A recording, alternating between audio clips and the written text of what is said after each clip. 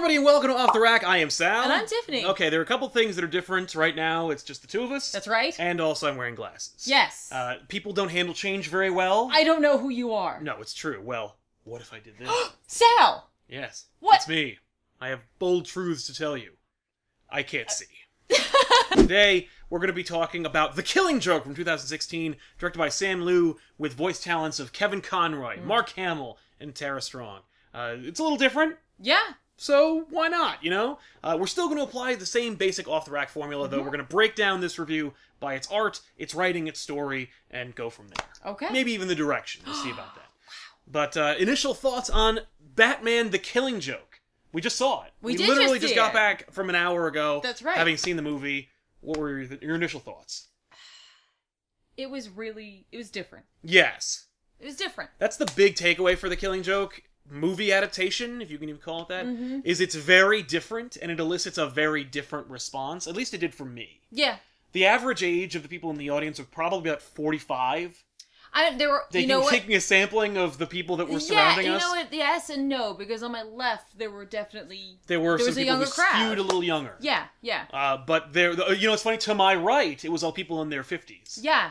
So it was almost like a uniter. Right. I think it really depends on, as a reader, if you've read The Killing Joke, what you took away from the book. And I'm not even talking about messaging. I'm not talking about any of that. I'm talking about your personal reaction to the book. Yeah, exactly. Like, I always reacted to a lot of the imagery, yes, which I found a lot of it lacking in this. And I time. know there's always that difficulty of transitioning from book to animation, but I think some of it they could have definitely done, and they think they just chose not to.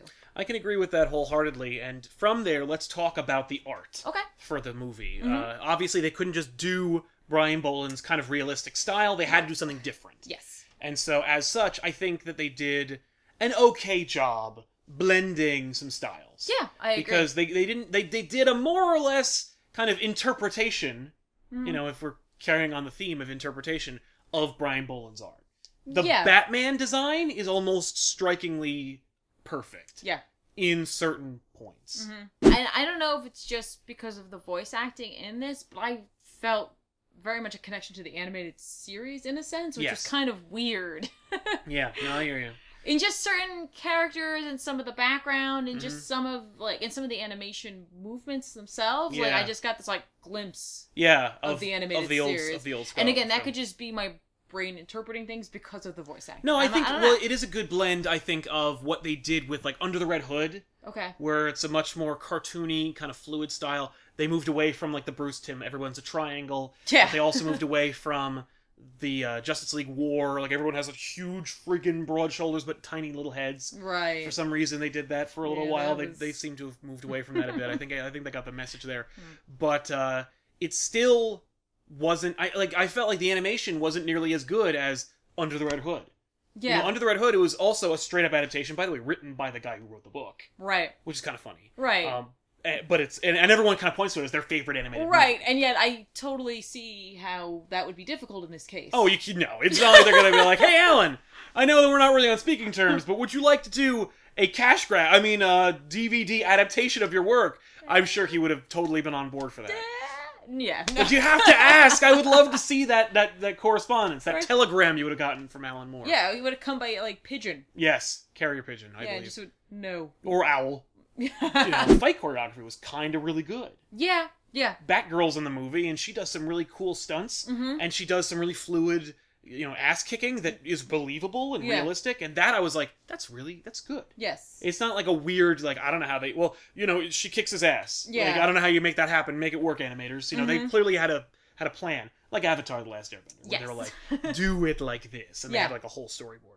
That was very real. But still, it was set the camera down, have the fight happen, move on. Right. I don't know. I mean, that was just one of the qualms I had with the direction for this movie. Yeah. And I feel like, I have no doubt that there are plenty of moments in the film that are ripped right from the book. Oh, no question. It didn't strike me. No, it didn't have the same reaction, obviously. I mean, here's the thing. Is it because the book is old? Is it because we read it so many times? Is it because the book is unfilmable? I don't know. Yeah, and that's the thing. That's why, in terms of direction, I don't know if it was that they were trying to distance themselves from it, or they just found it to be an impossible task. Right, they just couldn't do the same thing. Yeah, they couldn't get the same reaction through film that they could do. I don't know. Again, this fresh from having seen it, I don't know yet. There were moments that you saw ripped directly from the pages. The Joker's flashback scenes are all almost identical to the book, but the reveal of the Joker becoming the Joker, I thought that was really weird. Yeah.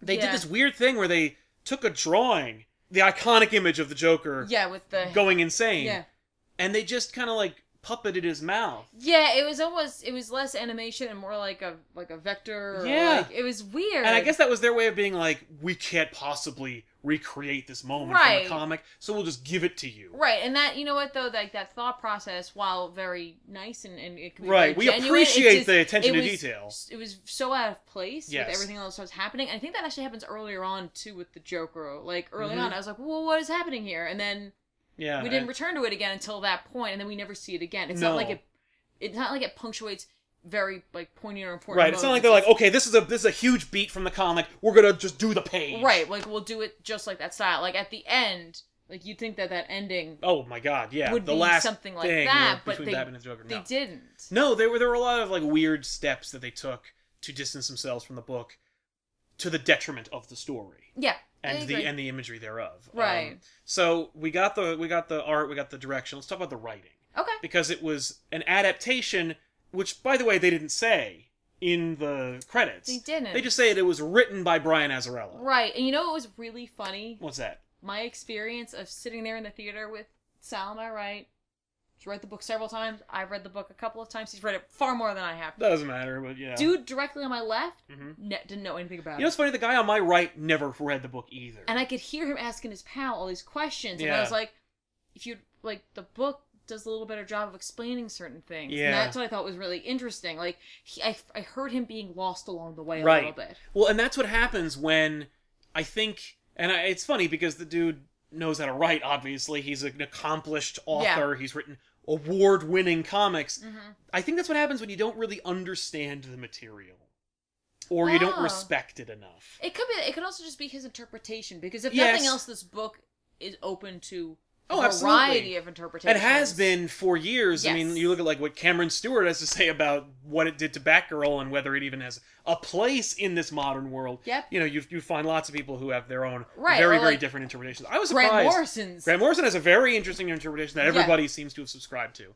And it's interesting because, like, I know a lot of people who were going to this movie were like, did anybody who made this movie listen to the Fat Man on Batman episode with Grant Morrison and decide to do that? And I won't spoil it, but, but they make their own decisions, and it's like, what? Why did you do that? It's funny because it's like they had listened to it and they made their own decisions. There's one type of alteration where you take something from a work that's, let's say, a book, or a comic book, and you try to make it to be animated or live action. And things that worked really well on the page don't translate well to film. Right, they just straight up can't translate. Right, so you have to change it to try to elicit the same feeling, but in a different way. Yeah. This was changes to make just because they wanted. It's like they wanted to put their mark on it. And for me, I have a personal problem with that, because with an art background, I'm like, it's not your book, man. Like, no, exactly. Like, Azzarello, you have a lot of books that you've written that you can make your own like animated features for that I'm sure DC would be happy to do.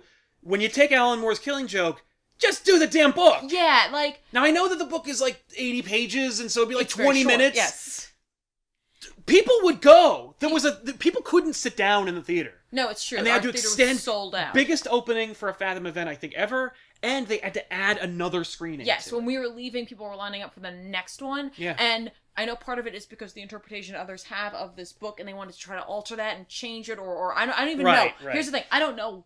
Yeah, you can't know what his motivation I don't know what his motivation were, and I can't, like, say anything on that. Right. But what I can say is that I don't like when people change another artist's work. Right. Like, all I can say is I didn't like it. Well, it's not just I didn't like it. I don't like no, you don't like when that happens. Yeah. Like, for example, like, I hate Duchamp's The Fountain. It's that ready-made art that was a urinal that he wanted to put in, and he was making a statement about it. Okay. I don't like it. Right. But I have no right to change it. I mean, it's destroyed at this point. But if someone said, Tiffany, we need you to fix this, reinterpret it in some way. I can't. No. That's not me. I can interpret what he put out there, and that's it. And but I can't change that piece. Right. Like that is to suit your personal taste. Right, or to want to put my mark on it for some reason, or to change the message. Like, you know, like I can't do that. Yeah, as an artist, you find a problem. I have a problem with that. I also have a fundamental opposition to altering work. You know, a work has to go through an editor in order to get out there into the world, so it already has to go under extreme scrutiny. Mm-hmm. And if you can get through that gauntlet, then what you have, you know, deserves to be out there. Yeah, for good or for bad, it's out there. There it is. But if you go back and start retconning your shit, you know, which is ironic because it's a comic book, but like look at like when George Lucas goes back and he changes all his movies, and if people have a fundamental opposition with that, yes, including George Lucas from 30 years ago. But like he has his own quotes about how like you can't recolor movies and you can't change works that have already come out there. But like, person. Yeah, this is he has been replaced. But that said, you know, there's so much that they changed in this for like no reason. Like, or seemingly no reason, or for his own reasons that are known only to him. And apropos the controversial sequence between Barbara Gordon and Batman, which, by the way, is not the first time we've seen that pairing. Most of the time, it's through animation. It's because Bruce Timm seems to have a real hard-on for these two getting together. Despite the fact that, from what I've noticed in the comic community, no one really likes it. No, like... There are a couple people, Joel from Cape Joel seems to really dig it, but, like, nobody else likes this pairing. I was always a Barbara Dick Grayson. Yes! Like, so I was like, that's my power couple. Yeah, obviously. I mean, you get those, but Bruce Timm seems to really like to see those two play off each other, even though nothing fun, organic, or interesting comes out of it. No. But, you know, so I've seen that before in their animation, so I expected it. But then I found out that, like, Azzarello added it because he said that apparently this book is controversial, and so let's add some more controversy. You know what? It didn't. It seemed bizarre and sort of lazy. Yes. And it was also funny because I was worried. I was worried that it was going to change the whole motivation of Batman. But because this script was so disjointed, it didn't even work on that level. No, but it definitely confused everybody! Any new person who had no idea what this was was really confused. Well, because you added like 30, 40 minutes of shit that wasn't there that informs the text and completely alters the entire flow of the story. And people are going to read the comic and go, oh, but you know, there's actually some other stuff. No, there isn't! No. The reason why we cut shit is because it doesn't work. Yes. The kid next to me, I heard his friend, like, when we finally got to the end of that sequence, that opening sequence, his friend was like, okay, and 20 minutes into this, now the actual Killing Joke starts. Yeah, that's fucked up. He had to explain it to him. Yeah. Because, like, you know what I mean? Like, well, it was a totally separate story. It was almost like they had another script lying around, and they were like, let's put this in there. Yeah. It was weird. It was, and, like, with what you're telling me about what Azzarello may or may not have been doing, that entire plot was created to be inflammatory. Yeah. Like, it's almost like trolling in a sense. Yeah. But what's funny about that is, once that's over, it's never referenced or referred to or informs anything about the story at all. Because it's a straight-up adaptation of The Killing Joke, in which that does not occur. So Batman has no connection with Barbara Gordon, except for that one scene in the hospital.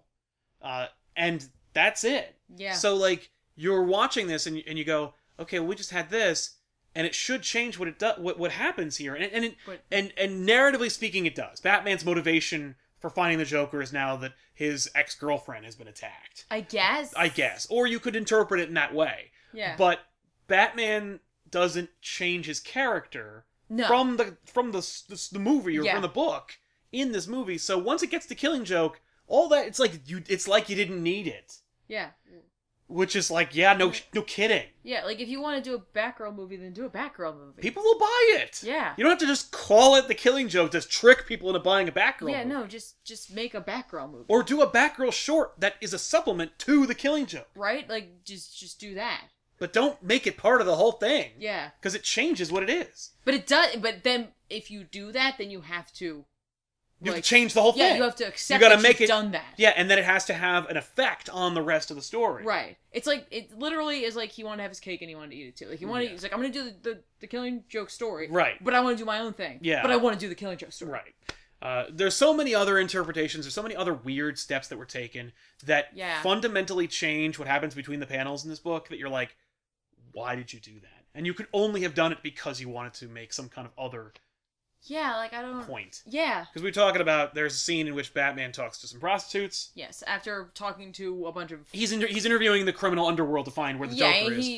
He interviews, like, a hood in an alley. He talks to these prostitutes, and they imply that every time the Joker gets out, he goes to visit them and has sex with them. Right, which is seemingly Azarella's interpretation of that scene, or he's doing it to be inflammatory. Again, we don't know. Right, but that was something I never interpreted ever. But when they talk to Batman, they say that he didn't go to them this time. Yeah. That he might have another girl somewhere this time. Yeah. And it's because he doesn't go to the prostitutes, he goes to the Gordons and he attacks Barbara. Yeah. And so I guess you could interpret, and that's one interpretation could be that, you know, he had bigger fish to fry. He had a bigger, grander scheme, and he wanted to attack Jim Gordon. He didn't have time for sex. Exactly, But then there's another school of thought. Yeah. And it's based on other people's interpretation, especially more recent interpretations of the Killing Joke, in which the Joker sexually violates Barbara Gordon. Right, and... Not just by removing her clothing, which is already horrible and harrowing. It is. But also he, like, legitimately, like, rapes her. Yeah, then that's... And you know what?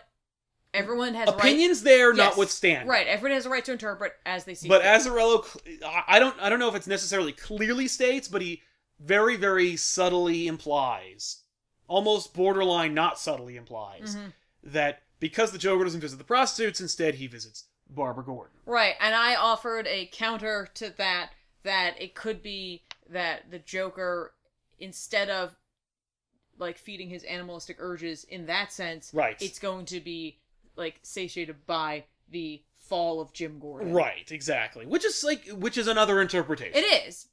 But it's that, like, he changed the text. Right there. He changed the story. Like, he removed... I mean, like, I made that interpretation. Right. But, like, he limited the interpretive nature of the book. Yes. By putting that in. Well, and that's the thing, is that he filled in the space between the panels. Yes. Like, he was afraid of people misinterpreting his interpretation. Right? Or, again, it's difficult to tell what his reasoning behind it was. And, you know what? Based on his interviews where he wrote Joker, and he randomly makes Joker call the Penguin Abner, despite the fact that there is no need for him to have that name. And he, by the way, he says that just because the Joker thought that would be funny. So clearly, Azzarello just does stuff because he just thinks it'd be funny, or he thinks it'd be cool, or whatever. Who cares? Or maybe he's just a really close to the chest writer who doesn't want to share why he did things, right, like and he's being curt or glib. Right. He could be doing a whole thing. Yeah, he could be playing a trick we have no on idea. Writers by doing these weird interviews. But that said, you know, we only have what's on the page. Exactly. Or on the screen to interpret. So, overall, based on the art, writing, story, and direction, we saw The Killing Joke. These are our opinions. There are opinions, and, you know, you're entitled to your own opinions. You know, if you have gone to see it, or you have downloaded it on iTunes or wherever it's available, you know, let us know in the comment section down below, what'd you think? Yeah. Have you read the book? And if so, how did it measure up? Right. Was it a fair interpretation? Right, but keep it fair. Remember, everybody, like, this is art still, and people have a right to interpret it's true. As they see Just fit. because, you know, I didn't respond to Azzarello's interpretation of Alan Moore's work, as well as some other people did, doesn't mean that, you know, I'm not entitled to my opinion. It doesn't mean that you're not entitled to your opinion if you disagree with me. Exactly. So, you know, keep that in mind when you have these discourses. Yes. So, anyway, that was a heavy chat about The Killing Joke, which, of course, if you're going to talk about The Killing Joke, it's going to be kind of heavy and heated. So, let's cleanse the palate a little bit by cracking open a Loot Crate. Wow! All right, here we go, guys. Ready? Yes. Whoa! Whoa! Whoa! Okay, let's just go for it. All right. This is awesome! I can't even right now. What is this? It is a QMX Futurama Express Planet Express ship. I can't even talk. That's awesome. Look at it. I gotta open it. I have to open it. I can't open it. I love the fact, by the way, that QMX... It's stuck in here with some sort of glue or something. Use the knife. No. I love the fact QMX partnered with Loot Crate because I love QMX and what they do. So it's nice to get these items. It does come with a stand. Ooh, it's magnetized. It is. It has a little extra swooshy thing. So it flies. So it'll fly. It'll stand on the stand. It has the Planet Express symbol on it. I can never get the camera to not focus on us. It's enamored with us. Let me take this shit. Okay. Here, check it out. I think it's really cute. It's really fun. Like, what a great little piece. It's the perfect size. Yes. There's other things in this box, but like now we're playing. But whatever. With this. Just bam, bam, bam, bam, bam, bam, bam, bam. I love this box too. Yeah. This box is awesome. It's done in a pop art style. It's just really cool images from Futurama. Yeah. Oh my god, this is so cool. This is fantastic. This is awesome. Okay, well that was Loot Crate, everybody. Thanks so much for watching. And I gotta tell you, this is a Loot Crate exclusive. Ooh. So I can't buy this. This is a QMX Mini Masters vehicle. I'm sure they make other things that are similar to it, so if you're interested in something like this, I would check out QMX, definitely. Oh, yeah. This is awesome. Yep. So cool. Okay. All right. What else is in this box? Let's find out. We got our pin. It's Star Trek Online pin. Oh. It's... the live long and prosper Vulcan greeting. Exactly. I was like, what is that called? Is it a greeting? Yes, it is. Okay, let's check out the shirt. What am I looking at here? Turner. Oh, it's Rick and Morty. Okay. Oh, it's the portal gun design check from it Rick out. and Morty. It's awesome. This is actually one of the better Rick and Morty shirts I've seen. Yeah. I mean, I like the one I got. No, it's true. Yeah, I have my Get Swifty shirt. But this is really cool. Yeah. I like it. You know what's fun about it too is it's barely mentions that it's Rick and Morty. Yeah. Like, this is more or less like a if you know it, you're gonna know it right. kind of item. Yeah, exactly. Oh, we also got a Mega Man blind box. Ooh. This will excite everyone, this is like, especially Ben. I was gonna say this is like a crate within a crate. Yeah. Then we have to pop open our blind box. That's true. Let's do it right now. All right. See, this is why I don't use the thing for this. Oh. Okay. This is a Kid Robot Mega Man mini series from Capcom. Awesome. Do you want to open it? No, go ahead. Oh, I'm already doing this. Alright, here we go. Oh, thank you. Okay. Looking at all the options that we have. Looking at the chances. Ooh, there's a mystery one. Mega Man we got first. Who we get? Looks like Cutman. Nope, it's Little Red Mega Man. He's adorable. He is. Look at him. Bink. This is usually. I think the red one is the one that has Rush. Well, we had a 1 in 20 chance to get him, so he was one of the more exclusive ones. Yeah, one of the more rare ones. Nice. Oh. Mega Man. Yeah, that's all I can ever think of. We have in here while you're playing around with that. There's a comic in here actually. And it's from our friends at Valiant. Hey, Valiant got themselves. It's the #1 for 4001 AD. Their big event that's going on. That's right. So if you're not on board with that, if you got the Loot Crate, this is a great chance for you to check out what's going on. They're doing a lot of exciting things over there. Yeah. So this is awesome. Yeah, it's a cool cover too. This is a Clayton Crane cover, I think. Oh, nice. Very cool. Yeah. And then our final thing, other than our book, is a Star Trek The Next Generation Loot Crate exclusive in this black pouch here. Open it. I'm doing it right now.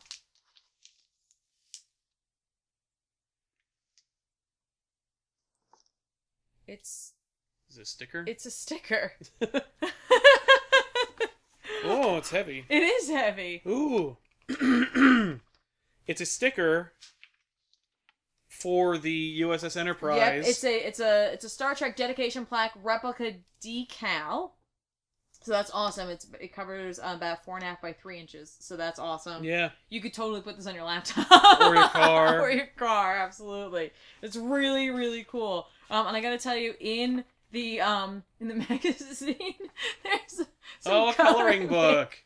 There's a couple of coloring pages in here that you could have fun with Rick and Morty. So that's nice. Really cool. Oh, okay. The Loot Crate exclusive figure for Mega Man was the Mega Man Red variant figure. So you were exclusively going to get that one. So that's really cool. Nice. Very cool. And again, they always remind you in the Loot Crate box that you can specialize your Loot Crates. If you're not interested in the general Loot Crate, there's always the Loot Crate anime, Loot Crate for pets. Yeah. For pets, guys. I think there's also a gaming one coming. Oh, that's pretty cool. But yeah, this was a good one. This was really very much all over oh my god, the Mega Crate had a Hypnotoad collectible vinyl figure. Tell me about the Mega Crates. I'm sorry. I always want what's in them. Well, this one had a smart drum, which is admittedly cool, but we would have destroyed it. Yeah, it would have been broken. But it also had the complete series on Blu-ray of Star Trek The Next Generation. Oh, that's awesome.